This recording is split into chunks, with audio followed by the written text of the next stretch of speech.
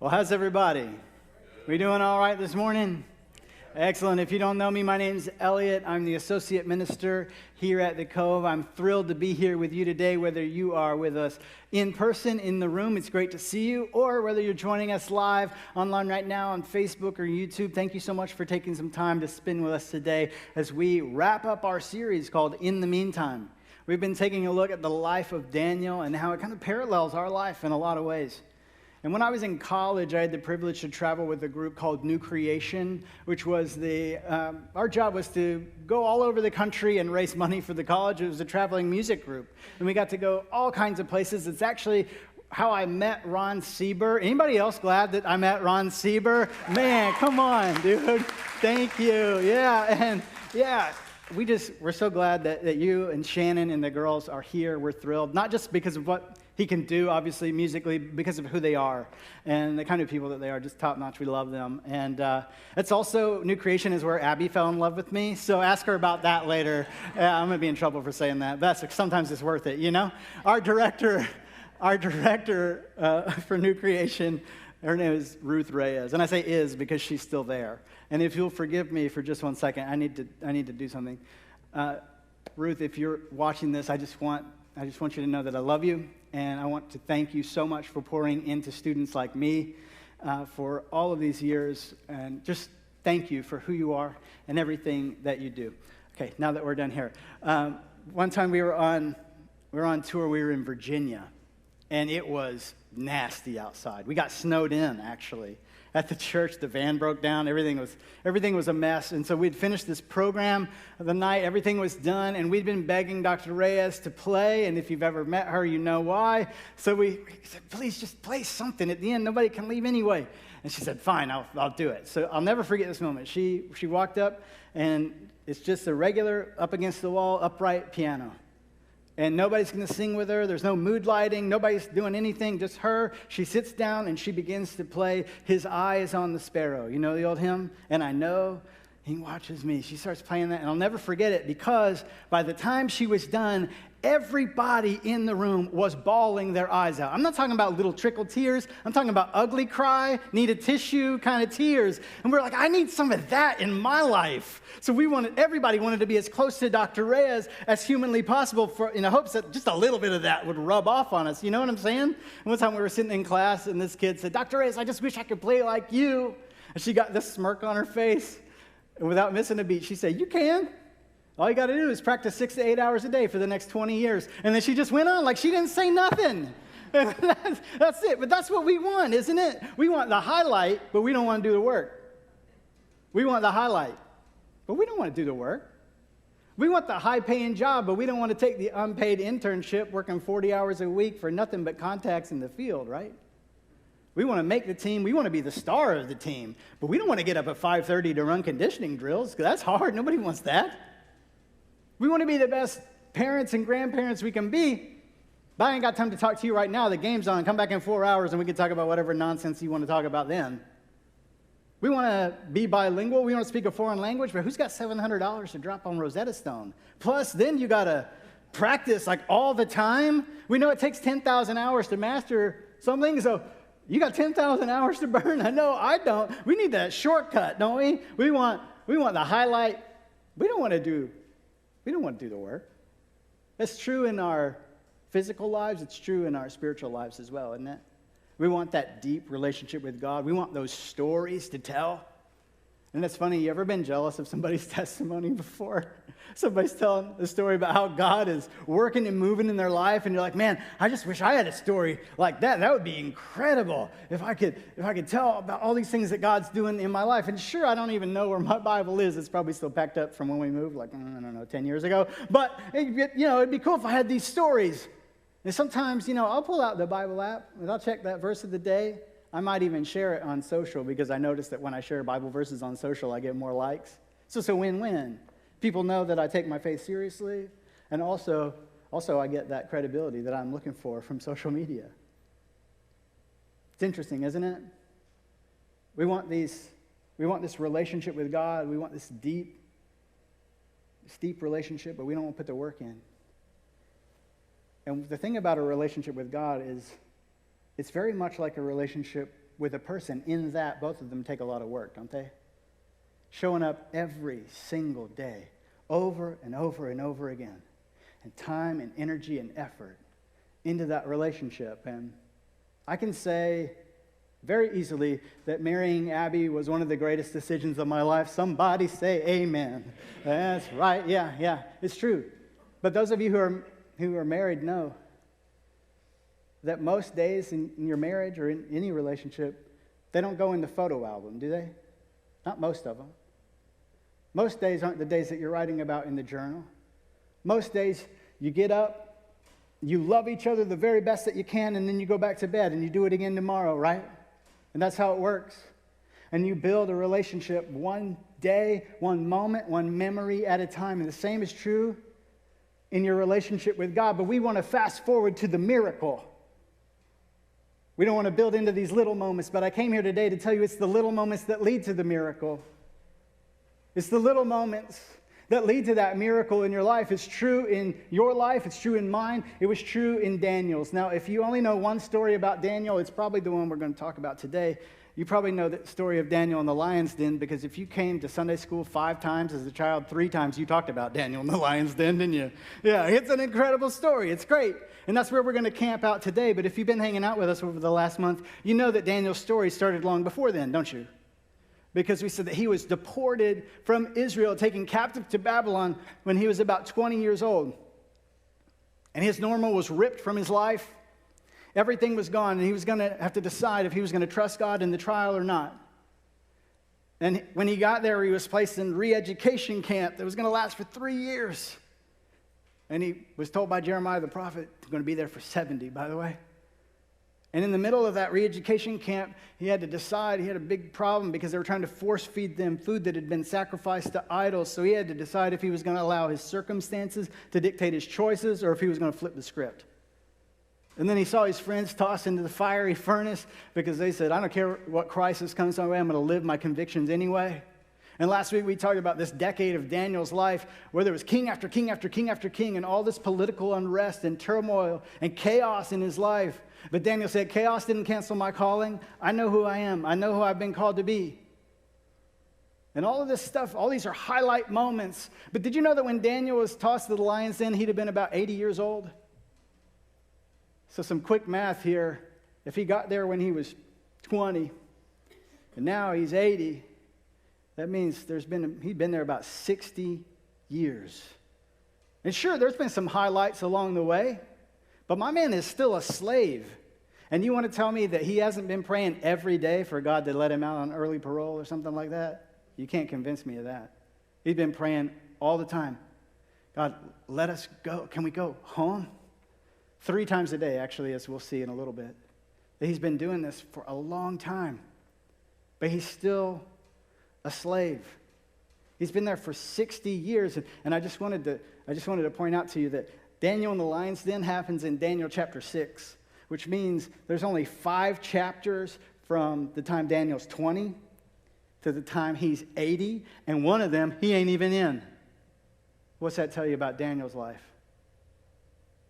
There were a lot of days, many days, where he simply got up, followed God the very best he could, and went to bed again. It was just get up, be faithful, go to bed. Get up, be faithful, go to bed. All the while, he's waiting on a miracle. And one day, everything changes. This is where we pick it up in Daniel chapter 6, beginning in verse 1. It says this: It pleased Darius to appoint 120 satraps to rule throughout the kingdom, with 3 administrators over them, one of whom was Daniel. The satraps were made accountable to them so that the king might not suffer loss. Now, Daniel so distinguished himself among the administrators and the satraps by his exceptional qualities that the king planned to set him over the whole kingdom. Now, we just said he's been there for 60 years. If anybody can kick it into neutral and coast to the finish, it's Daniel, don't you think? You think he's earned it? But the thing about Daniel is he wasn't fading into the background. He was rising to the occasion, even still. And he was still head and shoulders better than everybody else. And when that happens, you ever notice that when you outshine people, they get mad? That's what happened to Daniel too. Here's what happened. It It says at this, the administrators and satraps tried to find grounds for charges against Daniel in his conduct of government affairs, but they were unable to do so. They could find no corruption in him because he was trustworthy and neither corrupt nor negligent. Finally, these men said, we'll never find any basis for charges against this man Daniel unless it has something to do with the law of his God. Oh, that would be said of me. Oh, that would be said of you, church. How incredible would that testimony be? Where people are looking for ways to bring us down. They say the only way that we're going to get something on them is if we make worshiping God illegal. That's what they were doing in Daniel's life. They said, we're going to have to get a little creative. And so they did. Finally, these men, so the administrators and satraps, they went as a group to King Darius and said, may King Darius live forever. The royal administrators, prefects, satraps, advisors, and governors, we've all agreed that the king should issue an edict and enforce the decree that anyone who prays to any god or human being during the next 30 days, except to you, your majesty, because you're amazing, shall be thrown into the lion's den. Now, your majesty, issue the decree and put it in writing so that it cannot be altered in accordance with the law of the Medes and the Persians, which cannot be repealed. So, King Darius put the decree in writing. Sounded pretty good. A little stroke of the ego there. Now, when Daniel heard that the decree had been published, he went home to his upstairs room where the windows opened toward Jerusalem. 3 times a day, he got down on his knees and prayed, giving thanks to his God. Watch this. Just as he had done before. What do you think about this? Because Daniel said, oh, praying's illegal now? Let me go home and pray about it real quick. This is what he did. Where does that come from? Where does that come from? You see, Daniel, when it came to this decision, there was no decision to make. Because Daniel made the decision to be faithful to God a long, long time ago, didn't he? He'd been living it his whole life. And so when the moment came and they said, well, you can't do this anymore, there was no decision to be made here for him. And I find myself giving this advice to people all the time. I say, make the decision before the moment arrives, and you won't even feel the pressure of the moment. Make the decision before the moment gets here. Because there's moments in your life, and you know when they're coming most of the time, don't you? When you're going to have to decide, am I going to be faithful to what God says, or am I just going to do what I want? Am I going to be faithful to do what God says, or am I just going to go along to get along? And when those moments come, if you haven't made the decision before the moment gets there, it's really difficult to make the right one, isn't it? I've been there. Sometimes I make the right decision, and honestly, sometimes I don't.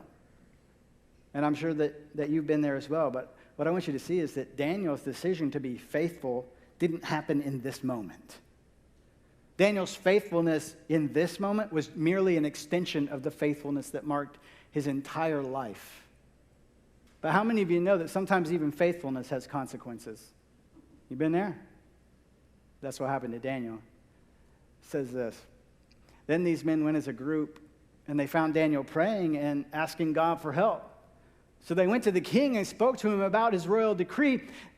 Did you not publish a decree that during the next 30 days, anyone who prays to any god or human being except you, your majesty, because you're amazing, be thrown into the lion's den?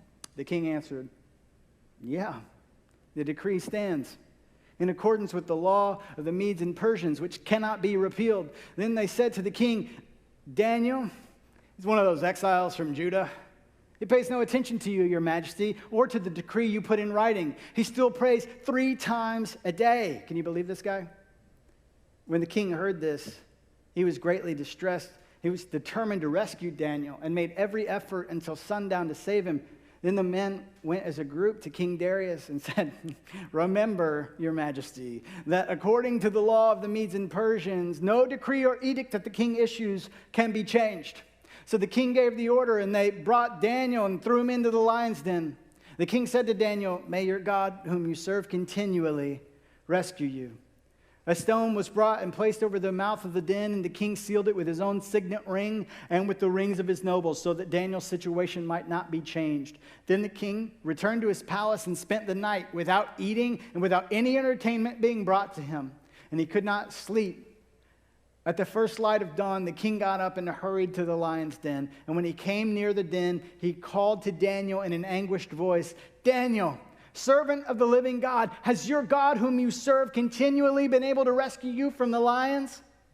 Daniel answered, may the king live forever. My God sent his angel, and he shut the mouths of the lions. They have not hurt me, because I was found innocent in his sight, nor have I ever done any wrong before you, your majesty. And the king, he was overjoyed, and he gave orders to lift Daniel out of the den. And when Daniel was lifted from the den, no wound was found on him. Why?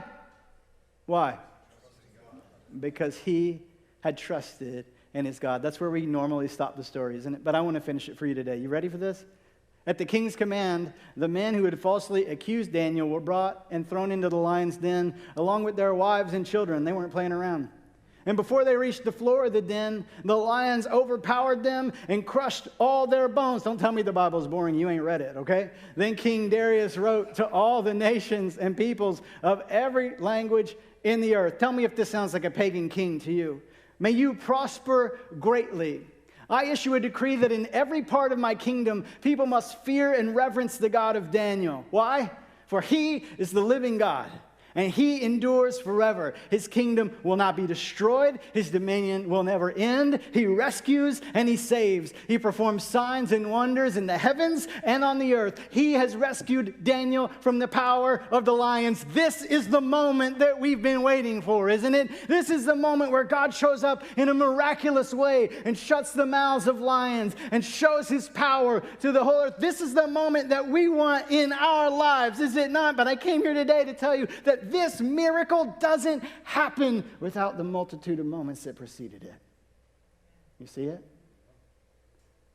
This miracle never happens without the multitude of moments that preceded it. What I need you to see this morning is Daniel's miracle moment was a lifetime of faithfulness coming to fruition. You see it? Daniel's miracle moment was a lifetime of faithfulness coming to fruition. Daniel said, I know who I am. And I don't know if God's going to save me or not. But I'm going to give him glory, come what may. So let me ask you, you want God to do miracles in your life? What miracle are you praying for right now? I hope you are praying for one, because we serve a God who still does miracles. You believe that? I do. So what miracle are you praying for right now? It's probably not shut the mouths of hungry lions, although if the occasion calls for it, I wouldn't say no, you know? It probably sounds a lot more like this. God, can you please put my family back together? But, I know it seems like it's shattered beyond fixing, but nothing's impossible with you. Maybe you prayed that prayer. Maybe you prayed the prayer, God, please let us have kids. We've been trying for a decade now, and for whatever reason, we can't. Hey, God, you know the desire of our hearts, and you have the ability to do anything. So please bless us in this way. Maybe it sounds like, God, I lost my job in the middle of a pandemic, and it doesn't seem like my field's coming back. And I'm getting a little bit stressed and a little bit worried about putting food on the table, and I need you to show up right now in this moment. I don't know what miracle you're praying for, but I do know this. It's the little moments that lead to the miracles. It's the little moments that lead to the miracles. It's those little moments of faithfulness when you think nobody's looking, and the little things you don't think even matter. It's those little moments, those decisions to be faithful to what God has called you to be, that shape your heart, that shape your faith, that shape your life, that shape your future. How many of you know that's true? So let me ask you, you going to be faithful to what God's asked you to do? You're going to be faithful? Not one time, not a couple times. Every day, day in, day out. If we learn nothing else from Daniel, it's that it's a lifetime of faithfulness, isn't it? It's not a one-time decision. We want you to make the decision, but then you got to live it day in and day out. What about when it gets hard? Because it's been a hard year, hasn't it? For everybody, for some more than others, for sure, but it's been a hard year for everybody. I want you to see this, though. You know that God could have kept Daniel from getting thrown into the lion's den if he wanted to, right? But what I want you to see is that God didn't save Daniel from being thrown to the lions. Instead, God showed up and showed himself through it, didn't he? And following Jesus, being faithful to Jesus, doesn't exempt you from the hard times in life. What it does is promise that you won't go through those hard times by yourself. Because even when I feel alone, I'm not. Last week we said that Jesus left us with a job to do, didn't we? We said chaos didn't cancel your calling. What we want you to do is to believe, to belong, and to become all that God has intended for you to be. And we said Jesus left us with a job to do, church. In Matthew 28:19, when he said, hey, I need you to go into all the world and make disciples of everybody. It's a big job. And there's a lot of days when you're doing that job, it feels like we're not getting anywhere. But I want you to see that Jesus left us with a job to do, but that job came with a promise. How many of you know that right after he said, go into all the world and make disciples of everybody, then he said, and I'll be with you always, to the very end of the age. Now, some of us want to claim the promise without doing the work, and that's not exactly how that works, okay? But making disciples is hard.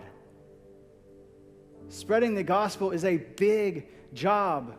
And there's going to be days when you're doing that, when it feels like you're just banging your head against the wall over and over. And it's uncomfortable, and I don't want to do it. And I feel like I'm the only one doing it. And Jesus said, no. I'm going to be with you every step of the way. And maybe you don't know what I'm talking about when I'm talking about spreading the gospel. So just really quickly, I want to say this to you. The gospel in a nutshell is this. There are things in your life that you do that you know you shouldn't do. The Bible calls those things sin. And it's sin that broke our relationship with God in the first place. But that's also why Jesus came in the first place. He came and he lived a perfect life, and he gave that life for you and for me on the cross so that we could find forgiveness and come back into a right relationship with God. And he rose from the dead on the third day and conquered sin, death, Satan, and hell, and all of that forever. That's the gospel. And that's the job that Jesus has given to us, to go into the world and spread that message to every person on the face of the planet. It's a big job, I understand. And Jesus has said, if you'll do this, I'll be with you always, to the very end of the age. And we talked about a lot of things throughout this series. We've said that we're going to trust God no matter what trials come our way, because we know that God got into the middle of that trial before we ever got there and started working it for our good. We believe that. We said that we're not going to let our circumstances dictate our choices, but we're going to make choices that shape our circumstances. And we said no matter the crisis that comes, we're going to allow Christ to shine through us in the middle of that crisis, because we know that no matter the chaos that's swirling around us in our lives right now, that chaos didn't cancel our calling. So when it gets hard and when it feels like it's just another day, we're going to remember this, the little moments that lead to the miracle. And the greatest miracle of all is still on the way, is it not? The day when the clouds part and when Jesus comes back. I'm looking forward to, anybody else looking forward to that day besides me? I'm looking forward to that day. But in the meantime, church, he's given us a job to do and a promise to go along with it. So if I could boil it all down to one question that I need to ask you, it's this: will you be faithful to what God has called you to? And I can't decide that for you. Neither can Tim, Brandon, Ron. Nobody can decide that for you. I don't know what you're going to do. But I can promise you this: if you'll show your faith, God will show his faithfulness, because my God has never failed. Not one time, and this is not the exception. So I don't know what you're going to do. But as for me and my house, we will serve the Lord. I hope you'll join us. Let's pray. Father God, thank you so much for today. Thank you for this moment. Thank you that you called us to be here in this day, in this time, in this moment. God, thank you for the job that you've given us to do. Help us to do it faithfully. Thank you that you have never once abandoned us. You have never once failed. God, help us to love you with all that we have, day after day, moment by moment. We give you our heart. We give you our lives. We give you all of the praise, for you alone deserve it. And everybody said, amen.